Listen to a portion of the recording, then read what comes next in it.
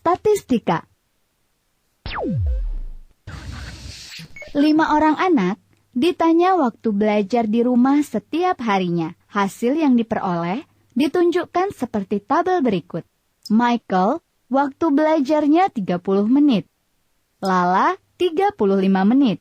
Fiber, 60 menit. Irfan, 45 menit. Dan Ida, 35 menit. Dari data di atas, dapatkah kamu menjawab pertanyaan? A. Siapa waktu belajarnya paling lama atau paling cepat? B. Berapa rata-rata 5 anak itu belajar di rumah setiap harinya? C. Berapa menit jangkauannya? Nah, pertanyaan-pertanyaan seperti ini dapat kamu jawab dengan mempelajari bab statistika ini dengan baik. Pengertian statistika, data, sampel, dan populasi. Statistika sangat erat kaitannya dengan data. Maka, sebelum membahas statistika, kamu perlu mengetahui apa itu data. Data adalah kumpulan datum, di mana datum merupakan fakta tunggal. Untuk lebih jelasnya, perhatikan contoh sebelumnya. Michael, waktu belajarnya 30 menit. Lala, 35 menit. Fiber, 60 menit. Irfan, 45 menit. Dan Ida, 35 menit. Angka 30 menit merupakan waktu belajar Michael di rumah. Fakta tunggal ini dinamakan datum. Sedangkan hasil seluruh pengukuran terhadap 5 orang anak tersebut dinamakan data. Berdasarkan data yang diperoleh, maka kita akan mudah menyimpulkan bahwa dari kelima anak tersebut, A. Waktu belajar Michael paling cepat. B. Waktu belajar Fiber paling lama. C. Waktu belajar Lala dan Ida sama. Ketika kita menarik kesimpulan, sebenarnya kita telah menggunakan statistika. Statistika adalah suatu ilmu yang mempelajari tentang cara pengumpulan, penyusunan, pengolahan, dan analisis data serta cara pengambilan kesimpulan berdasarkan data-data tersebut. Berdasarkan jenisnya, data dibedakan menjadi 2, yaitu data kuantitatif dan data kualitatif. Data kuantitatif yaitu data yang berupa bilangan dan nilainya dapat berubah-ubah. Contohnya, uang tabungan dana Rp500.000. Data kualitatif yaitu data yang menggambarkan keadaan objek yang dimaksud. Contoh, selain jujur, Tasya juga seorang yang pintar. Data atau informasi dapat diperoleh melalui kegiatan seperti 1. Bertanya kepada seseorang atau subjek. 2. Menguji atau mengetes produk. 3. Mengamati objek. 4. Melakukan penelitian. Seperti pria ini yang ingin mengetahui pelajaran yang disukai siswa satu sekolah. Ia dapat mengajukan pertanyaan kepada semua siswa dari sekolah itu. Namun, karena siswa di sekolah itu sangat banyak, ia hanya mengajukan pertanyaan pada sebagian siswa yang mewakili siswa satu sekolah. Jika pertanyaan dilakukan pada seluruh siswa, maka kegiatan itu dinamakan sensus. Sedangkan, jika dilakukan pada sebagian siswa yang mewakili satu sekolah, dinamakan survei. Seluruh siswa dalam satu sekolah dinamakan populasi. Dan, sebagian siswa yang mewakili satu sekolah dinamakan sampel. Dari penjelasan ini, maka dapat diartikan, populasi adalah himpunan semua objek yang memiliki sifat dan karakter yang sama yang akan diamati. Dan sampel adalah himpunan bagian dari populasi. Contoh lain untuk menjelaskan pengertian populasi dan sampel, seperti 1. Jika seseorang ingin mengetahui tingkat penghasilan setiap kepala keluarga di suatu kelurahan, maka sampel adalah beberapa kepala keluarga yang ditanya di kelurahan tersebut. Populasi adalah seluruh kepala keluarga yang ada di kelurahan tersebut. 2. Dalam menentukan penyakit seseorang, dokter mengambil 10 cc darah penderita untuk diperiksa di laboratorium. Maka, sampelnya adalah 10 cc darah penderita. Populasi adalah darah penderita.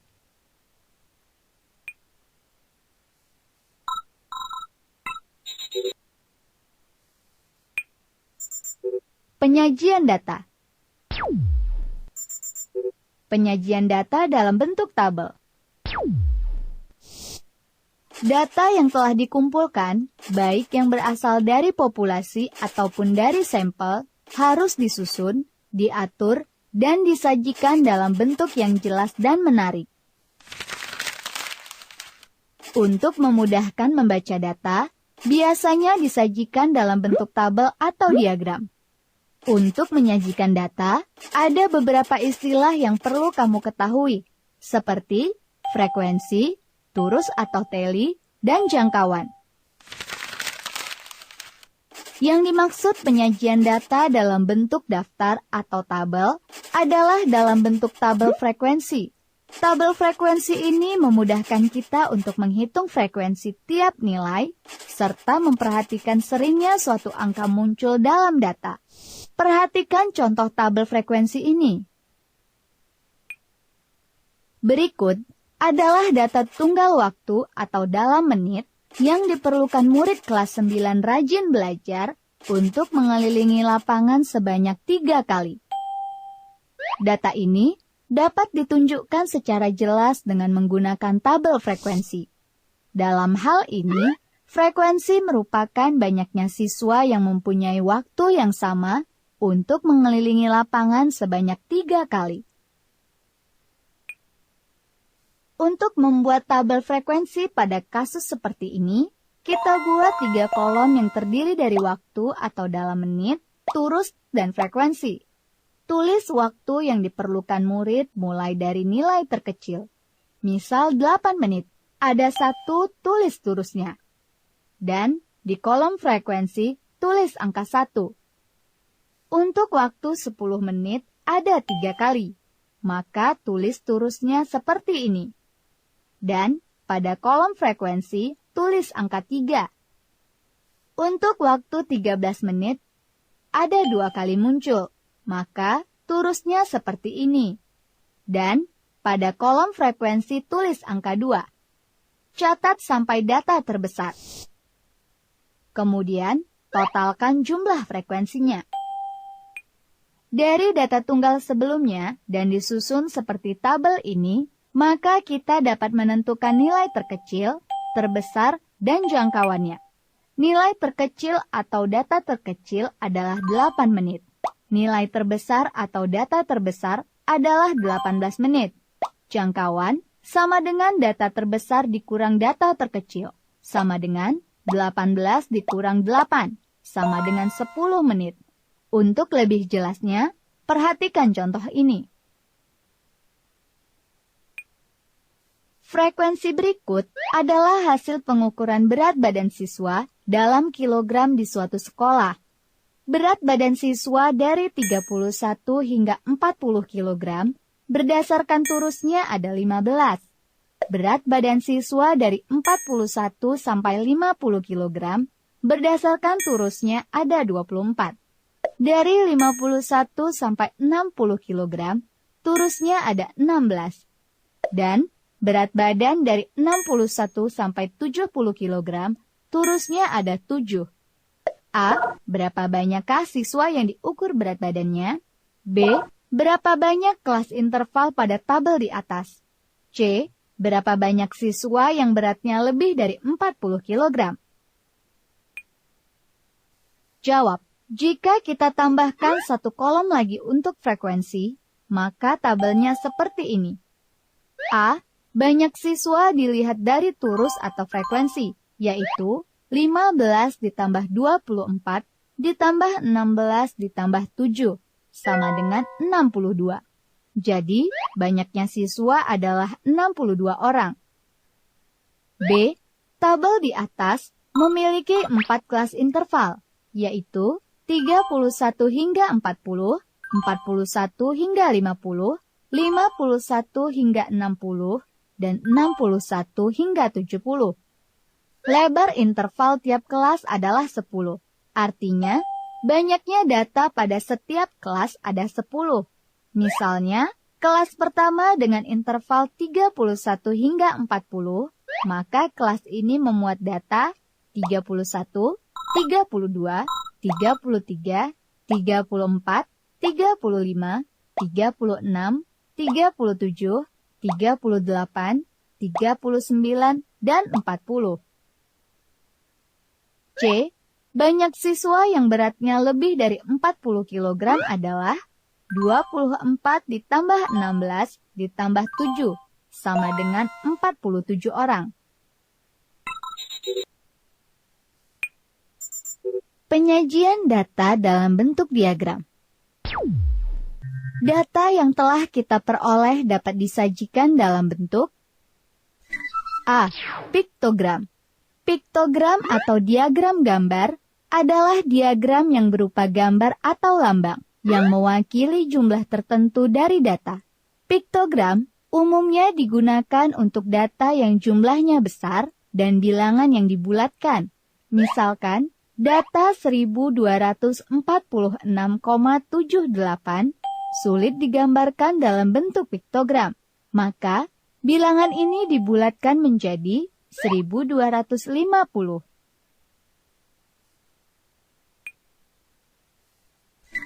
B. Diagram batang. Diagram batang adalah diagram yang berbentuk persegi panjang atau balok. Letak satu batang atau persegi panjang atau balok dengan batang lain diletakkan terpisah. Untuk menyajikan data dalam bentuk diagram batang, perlu diperhatikan judul dan label untuk tiap sumbu. Sumbu mendatar merupakan label kategori, dan sumbu tegak menyatakan besar masing-masing kategori atau sebaliknya.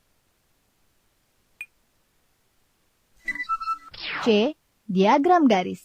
Diagram garis merupakan penyajian data statistik yang menggunakan gambar berbentuk garis. Seperti pada diagram batang, untuk menggambar diagram garis diperlukan sumbu datar dan sumbu tegak yang saling berpotongan. Diagram garis umumnya digambarkan untuk data yang berkesinambungan dan berkala. Kegunaannya untuk melihat gambaran perubahan peristiwa dalam periode waktu tertentu secara teratur.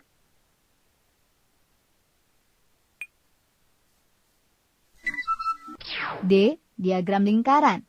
Diagram lingkaran digunakan untuk menyajikan data yang frekuensinya dinyatakan dalam persen atau derajat. Ada dua cara untuk membuat diagram lingkaran, yaitu 1. Membagi lingkaran menurut data yang ada dengan menggunakan busur derajat. 2. Membagi lingkaran menjadi beberapa juring sesuai persentasi atau besar sudut masing-masing data. Untuk memahami keempat diagram ini, perhatikan contoh berikut. Yayasan Pendidikan Cinta Kasih mengelola sekolah dengan jumlah murid SD 500 siswa, SMP 500 siswa, SMA 400 siswa, dan SMK 200 siswa. Data ini dapat disajikan dalam bentuk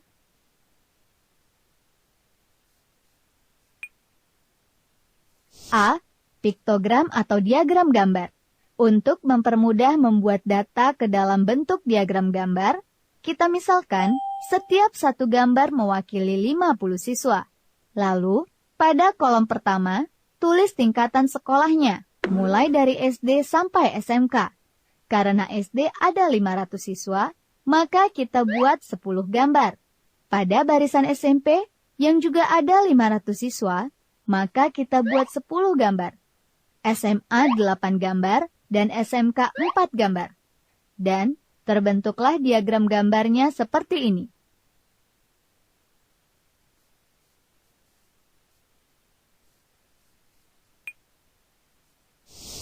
B. Diagram batang. Data ini dapat kita sajikan dalam bentuk diagram batang. Caranya, mula-mula kita buat sumbu kartesius dengan sumbu mendatar adalah tingkat sekolah. Dan sumbu tegak adalah banyaknya siswa. Pada tingkat SD, Buat sebuah batang dengan tingginya sama dengan banyak siswa, yaitu 500. Untuk tingkat SMP, tinggi batang atau banyak siswa juga 500. Tingkat SMA, tinggi batang atau banyak siswa 400. Dan pada tingkat SMK, tinggi batang atau banyak siswa 200.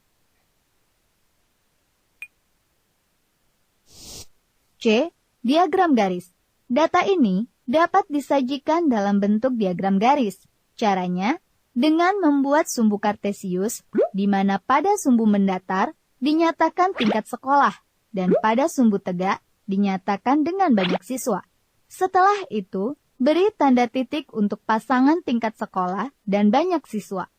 SD di 500, SMP di 500, SMA di 400, dan SMK di 200. Lalu, hubungkan titik-titik ini. Terlihatlah bentuk diagram garisnya seperti ini.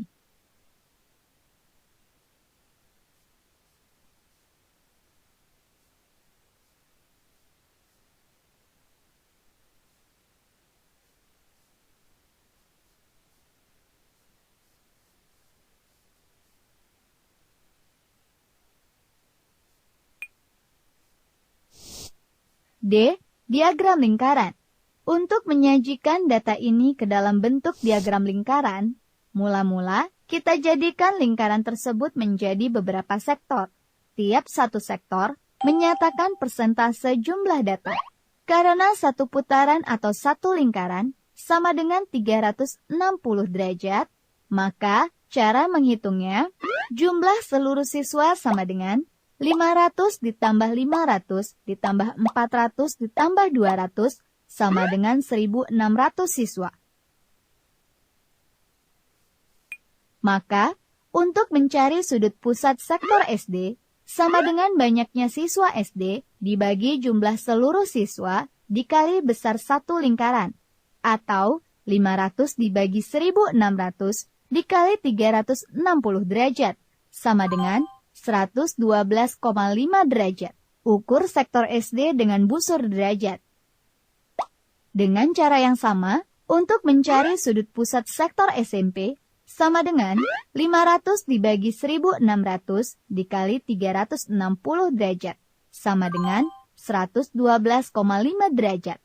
Buat besar sudut ini dengan menggunakan busur. Besar sudut pusat sektor SMA sama dengan 400 dibagi 1.600 dikali 360 derajat, sama dengan 90 derajat. Buat besar sudut ini dengan menggunakan busur. Dan terakhir, besar sudut pusat sektor SMK sama dengan 200 dibagi 1.600 dikali 360 derajat, sama dengan 45 derajat. Dan terbentuklah diagram lingkarannya seperti ini.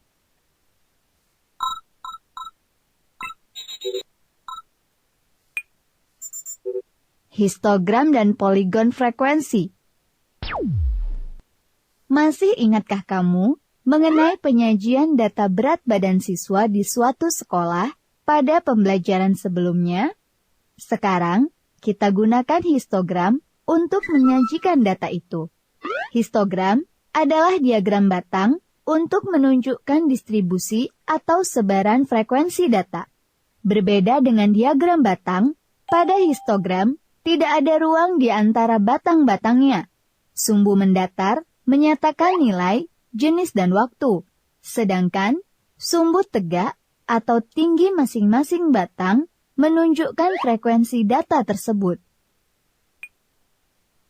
Maka, bentuk histogram dari data di atas adalah seperti ini. Berat badan dari 31 sampai 40 kg, frekuensinya 15. Berat badan dari 41 sampai 50 kg, frekuensinya ada 24. Berat badan dari 51 sampai 60 kg, frekuensinya ada 16. Dan berat badan dari 61 sampai 70 kg, frekuensinya ada 7. Bila setiap titik tengah sisi atas persegi panjang atau balok ini dihubungkan satu dengan yang lain, maka akan terjadi diagram garis yang membentuk poligon. Diagram itu dinamakan poligon frekuensi.